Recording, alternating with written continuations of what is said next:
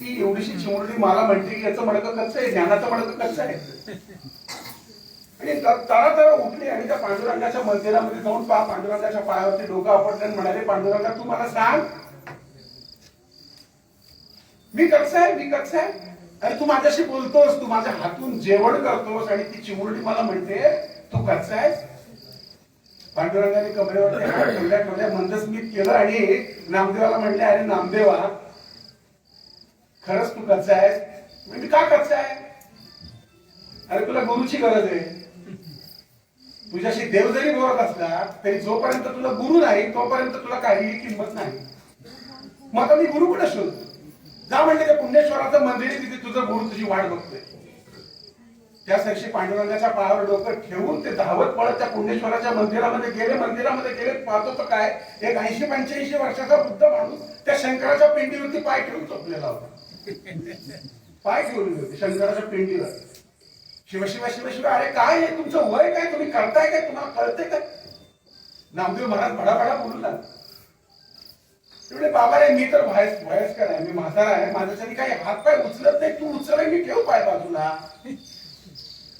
नामदेव महाराजांनी ते पाय उचलले आणि बाजूला ठेवले. जिथे ठेवली तिथं पिंड आहे, शिवपिंडी आहे. दुसरीकडनं तिसरीकडे ठेवा, तिसरीकडनं चौथीकडनं करता करता जवळजवळ 15 ठिकाणी पाय ठेवला. तिथं ती पिंडी उत्पन्न झाली आणि तिथं त्यांना सद्गुरूंचा परिचय झाला की परिचय झाला की पिंडी ते ब्रह्मांडी चराचरामध्ये परमेश्वराचं अस्तित्व आहे. आणि हे नामदेव रायांना माहीतच नव्हतं. ते फक्त पांडुरंग करत होते. पांडुरंग तेव्हाच भेटतो जेव्हा गुरु असतो, हे त्यांना कळलं. आणि हे गुरु कोण होते, विसोबा खेचर. आता विसोबा खेचर कोण होते, तर ज्यांनी ज्ञानेश्वर महाराजांचा छळ केला, ज्यांनी ज्ञानेश्वर महाराजांना त्रास दिला. परंतु ज्ञानेश्वरा महाराजांची जेव्हा महती आणि त्यांची गुरुत्व जेव्हा त्यांना मिळालं तेव्हा गुरुच्या आशीर्वादानं वाल्याचा वाल्याकोळी होतो. त्या पद्धतीने विसोबा खेचरांचा सुद्धा महान गुरु झाला की जो नामदेव महाराजांचा सुद्धा गुरु झाला.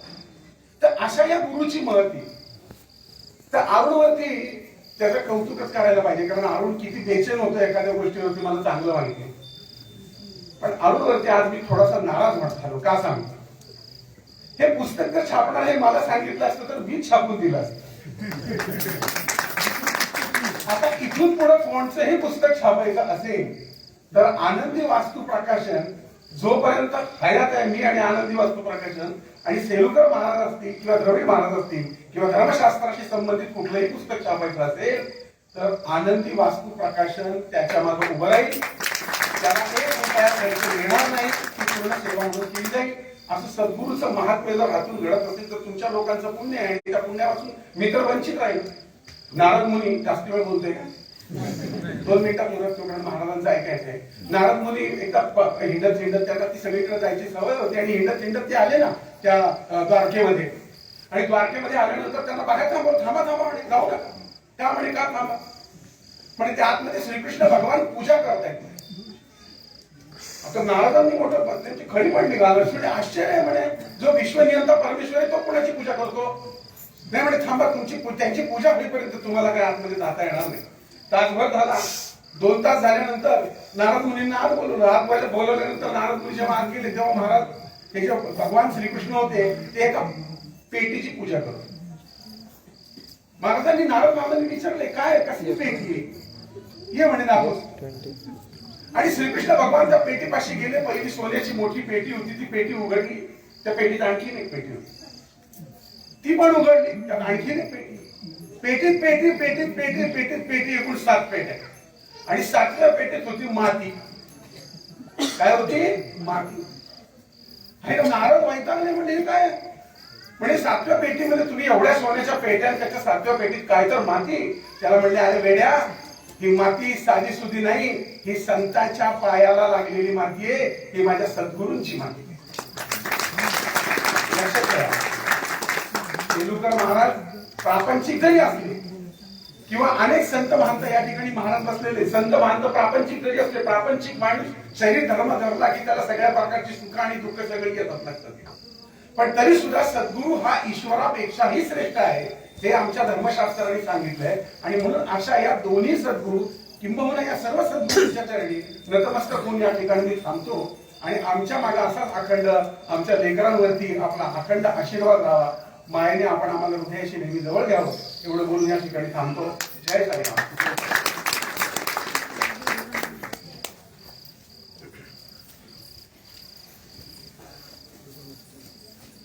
त्यानंतर परमपूज्य पंडित प्रवर गणेश्वर शास्त्री द्राविड गुरुजी यांना मी अशी विनंती करते की त्यांनी आशीर्वादपर मार्गदर्शन करावे. एकदम समोर स्टेज डायरेक्ट आता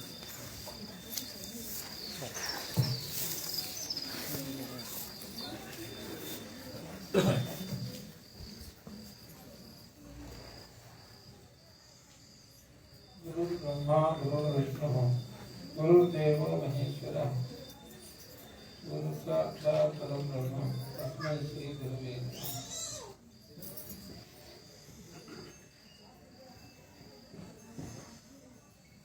परमपूज्य महाराज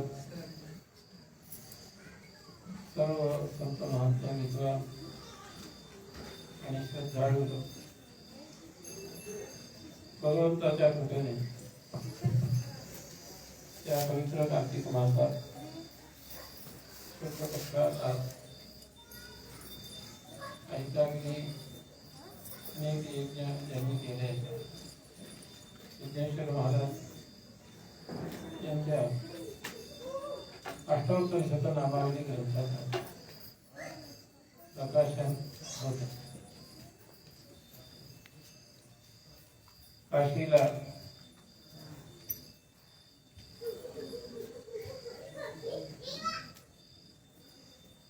अरुण भेसळगावकर यांनी अष्टोत्तर शतनामावली पाठवली.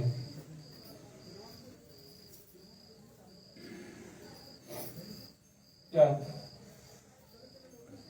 काही ठिकाणी थोडे शब्दाचं परिवर्तन करून काही क्रमाचं परिवर्तन करून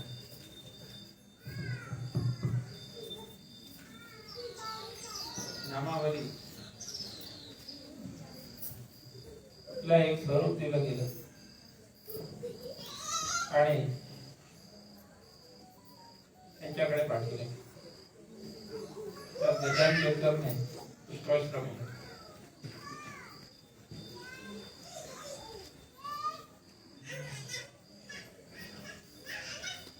सद्गुरूंच्या अष्टोत्तर नामावली नामावलीचं निर्माण योग्य आहे की अयोग्य हा पहिला प्रश्न. त्याचं उत्तर देत असताना आम्ही त्या भूमिकेत लिहिलं आहे आशीर्वादाचे शुभकामनेचा पत्रिका. गरुड पुराण किंवा विष्णू धर्मोत्तर पुराण यात असं आलंय वाक्य. विद्या प्रथम नित्यम गुरुं दैवत विद्ये. व्याख्याकारांनी म्हणण्याचा इतिशेष हा लिहिला. विद्यावृतदाता गुरुंना शिष्याने सदा देवता रूप मानावं. पुढे सांगितले तन्मुखात ददातस्य निश्चयेत समागम. या प्रकारे गुरुंची उपासना केली असताना त्या शिष्याला गुरुमुखाच्या द्वारे मोक्ष मार्गाची प्राप्ती होते. म्हणून शिष्य आपल्या गुरुंना भगवंताचं स्वरूप मानत असल्याने त्याला अधिकार आहे की तो आपल्या गुरुंचं अष्टोत्तर शतनाम सहस्रनाम वगैरे रचू शकतो. आणि त्या 108 नामावलीचं पारायण केलं किंवा त्याद्वारा अर्चना वगैरे केली तर गुरु महाराजांचं जे संबंध चरित्र आहे ते आपल्या डोळ्यासमोर किंवा मनात उपस्थित. हे या अष्टोत्तर शतनामावलीचं वैशिष्ट्य. ही अष्टोत्तर शतनामावली अरुण भिसेगावकर यांनी तयार केली. पण त्यांनी ते आपल्या भोवतं न ठेवता या प्रकाशनाच्या द्वारे सर्वसामान्यांना उपलब्ध करून दिले. हे असं होण्याच्या मागे यज्ञनारायण भगवानची कृपा आहे. यज्ञोमयी विष्णू असं वेदात ठिकठिकाणी म्हणजे जणू काही सर्व शाखेतच वर्णन आलेलं आहे. यज्ञ हे भगवान विष्णू यांचं कर्मात्मक स्वरूप आहे. आता चालू कर. आता तुम्हाला पुस्तक पेजवर तयार या यज्ञाची जी अखंड इथे उपासना चालते, मोठ्या महाराजांनी केलं, सध्या हे करीत आहे आणि मोठ्या महाराजांच्या गुरुचा त्यांच्या गुरुने केलं. पण ती अग्निहोत्री असताना एक परंपरेनेच अग्निहोत्र ग्रहणही होतं. ओके कर. जो कोणी अग्निहोत्री असेल तर द्वारा ती अरणी घेतली जात असेल. आपल्याकडे सदाचार आहे, ते परंपरेने यज्ञ येत आहे. यज्ञाची सुरुवात कुठून? वायफाय चालू कर. यज्ञाने यज्ञम यजंत देवा हा या मंत्रामध्ये कनेक्ट कर. देवतेंनी पूर्वी यज्ञ केला आणि नंतर ते कनेक्ट कर. बाकी लोकांनीही केलं. आता पेजवर जाय. पुरुषसूक्तामध्ये स्टार्ट. सुरुवातीमध्ये यज्ञाच्या द्वारेच सृष्टीचा विस्तार झाला असं वर्णन. म्हणजे सृष्टीच्या काळापासून यज्ञ परंपरा आहे. होते 2 मिनिट संपर्क समोर. त्या यज्ञाच्या द्वारे यज्ञाचे अनेक प्रकार, त्यात स्मार्ताग्निहोत्र वगैरे ठेवून जे यज्ञ चालतात किंवा लौकिकाग्नी, हे सगळे स्मार्त यज्ञ चालतात. स्मार्त यज्ञाचे पुष्कळ भेदामध्ये कसे ते जातात. श्रौताग्नीमध्ये 5 कुंड किंवा 3 कुंड त्याच्यात अग्नी ठेवून त्यांची परिचर्या रोज करीत अग्नीची उपासना होत असते. त्यात सकाळ संध्याकाळ रोज अग्निहोत्र होतो. 15-15 दिवसात इष्टी होते. अमावस्येच्या दुसऱ्या दिवशी दर्शेष्टी, पौर्णिमेच्या दुसऱ्या दिवशी पौर्णमासेष्टी, नवीन अन्न आले असताना आग्नेयेष्टी आणि 4-4 महिन्याच्या अंतराने किंवा त्याचे अनेक पक्षाचे चातुर्मास, या नंतर पशुबंध, नंतर सोमयागापासून यज्ञाचा फार विस्तार होतो. अध्वर हे जे नाव यज्ञाला येतं हे सोमयागापासून. सोमयाग म्हणजे सर्वांग परिपूर्ण अशी यज्ञ देवतेचं स्वरूप. त्या सोमयागाचे पुष्कळ प्रकार, काही 5 दिवसात होतात, काही अधिक दिवसात होतात, काही वर्षण होतात. आणि ह्या सर्व यज्ञाचे जाणकार आपल्या भारतवर्षात आता फार कमी होत गेलो. तसेच अग्निहोत्री सुद्धा फार कमी. एका आपल्याकडे असं होतं, गावोगावी अग्निहोत्री होते. या अग्निहोत्राच्या द्वारे देवांना त्यांचं आहार प्राप्त होतो. तस्मात् इतः प्रदानं देवा उपजीवन्ति असं तैत्तिरीय संहितेत सांगितलं. आणि देवांच्याकडून आपल्याला जे पाऊस वारा वगैरे मिळतो तद्वारा आपलं जीवन चालतं हे सांगितले वेदात. तस्मात् अमृत प्रदानं मनुष्याः उपजीवन्ति. म्हणजे जसं आपल्या प्राणाला वाचवण्यासाठी शरीरात श्वासोच्छ्वासाची प्रक्रिया निर्बाध रूपाने चालली पाहिजे हा सिद्धांत आहे. तसंच विश्वाचा निर्बाध ठेवायचा असेल तर मोठ्या प्रमाणात निरंतर यज्ञ व्हायला पाहिजे. तर कालक्रमानुसार सध्याच्या काळात श्रौताग्निहोत्र घेणारे लोकही कमी आणि त्यांना मदत करणारे लोकही कमी. असं असल्यामुळे आपल्याकडे कित्येक गावात पाऊस पडत नाही किंवा पाऊस इतका पडतो की सगळं नष्ट होऊन जातं.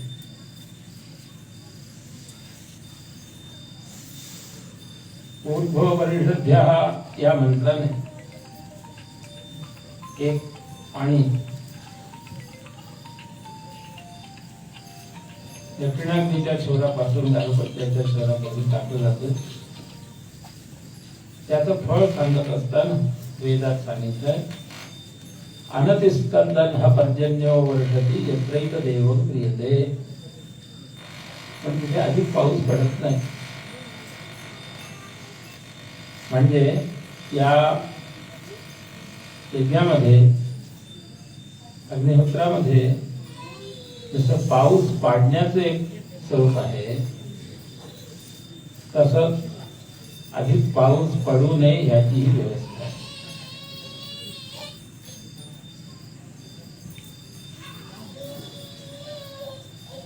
आपो देवी ऋष्यंभुवो द्यावा पृथ्वी इत्यादी मंत्र आले सोम्या प्रकरणात घेतलं. ते सांगितलं की या मंत्राच्या द्वारे मोठ्या प्रमाणात पाऊस पडत नाही. यदेच तेजोर्न भूया दिव्या अपहा शांता इमन लोकमागच्छेयु. आपो देवी बृहद्वीर ऋष्यंभुवा या मंत्राने ते कार्य नाही झालं. मोठ्या प्रमाणात वरून पाऊस येईल आणि सगळं नष्ट होऊन जाईल.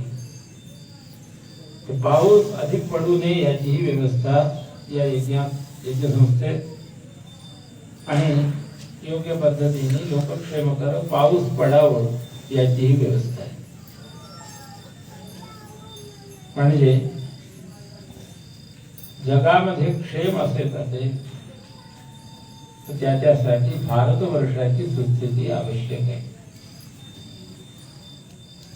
अग्नीसाठी संबोधन आलंय अग्रे महामसी ब्राह्मण भारत. त्यात एक भारत शब्द अग्नीसाठी सांगितलाय. भारत काही ठिकाणी भरतवर असे. तर ते हे भारत नाव काय आहे? एषही देवेभ्यो हव्यम भरती. देवांच्या 10 मूळ शिरा आहे. दशमूल शिरा स्थाहा तास सर्वाहा सर्वतो वपुः रसात्मकं वहन्त्योजः तन्निबद्धं हि चेष्टितम्. हे आयुर्वेदात सांगितलंय. मूळ शिरा 10 आहेत. तिथून रक्ताचा पुरवठा होतो मग सगळीकडे जातो. शरीरात एकंदर नाड्या किती? बृहदारण्यक सांगितले 72,000 नाड्या आहेत. या 72,000 नाडीमध्ये रक्तांचा जो संचार आहे तो आधारित कशावर आहे? ते मूळ 10 ज्या या हृदयामध्ये शिरा आहेत इथल्या रक्त वहनाच्या द्वारे आहे. रक्ताचा संचार येथे नीट झाला तर सगळीकडे ते रक्ताचा संचार होईल. तसे हे विश्व जे आहे त्या विश्वाच्या क्षेमाचा संचार योगक्षेम व्यवस्थेची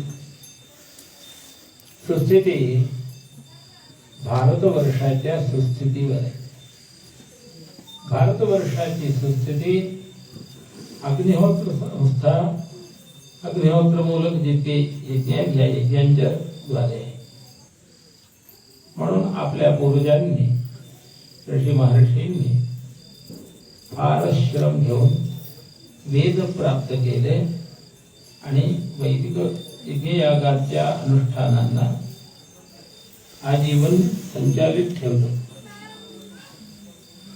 त्या यज्ञयागाचं स्वरूप कळणे अवघड, कळल्यानंतर त्या श्रद्धा होणे अवघड, त्याच्या संपादनासाठी अत्यंत काळजी घेऊन त्यांचं संपादन करणे अवघड, ते पुन्हा व्यवस्थित होणे अवघड, असं अवघडाची याच्यात पुष्कळ मोठी परंपरा आहे. पण ते त्या जे यजमान दंपती असतात म्हणजे अग्निहोत्री आणि त्यांची पत्नी यांच्या तपोबलाने ते सर्व साध्य होतं. मला इथे सांगितलं गेलं यात जेवढे नाव आले त्यात जेवढे यज्ञांचं नाव आलं सगळ्यांचा परिचय द्या. पण आपल्याला असं आहे, वेदव्यासाने सांगितले इष्टमे विदुषाम लोके समास व्यास भाषण. समास भाषण म्हणजे थोडक्यात सांगणे, व्यास भाषण म्हणजे विस्ताराने सांगणे. देशकाल शक्तीला अनुसरून हे चालते. ज्यावेळी भरपूर वेळेत विस्ताराने भाषण असतं, नाही तर संक्षेपाने भाषण असतं. अनेक कार्य पुढे आहेत. म्हणून इतकं सांगतो की विश्वाची सुस्थिती अग्निहोत्र संस्थेवर आहे.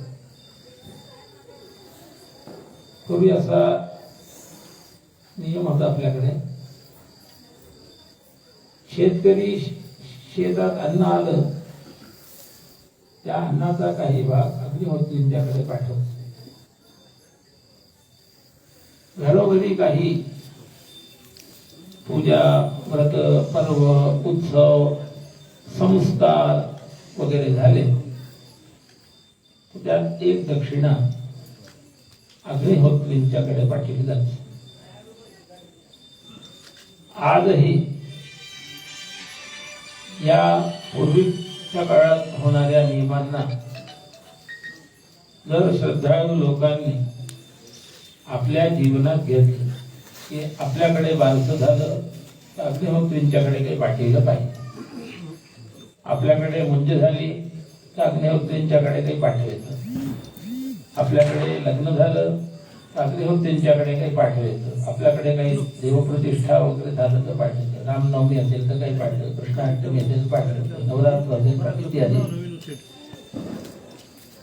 या नियमाला जर लोकांनी अनुसरण केलं तर अग्निहोत्र संस्था टिकून राहील. देवान भावयतानेन ते देवा भावयन्तुः परस्परम भावयन्तः श्रेयः परमवाप्स्यथ. असं गीतेत भगवान श्रीकृष्ण सांगतात की तुम्ही देवतेंना प्रसन्न करा तर देवताही तुमचं संरक्षण करते. देवतांना प्रसन्न यज्ञद्वारा केलं जातं. तर हे अग्निहोत्रादी जे कार्य आहे ते द्रव्य यज्ञ आहे. त्याच्यात खर्च सुद्धा होतो. आले पाहिजे, बाकी सगळी सामग्री जोडली पाहिजे आणि ती पुन्हा शुद्ध द्रव्याद्वारा यायला पाहिजे. अग्निहोत्रींना कसं तरी पैसे एकत्र करता येत नाही. आणि त्यांना सांगितलंय तस्मादाहिता नानकम मध्ये नास्य ब्राह्मणा अनाश्वान गृहे वसेत.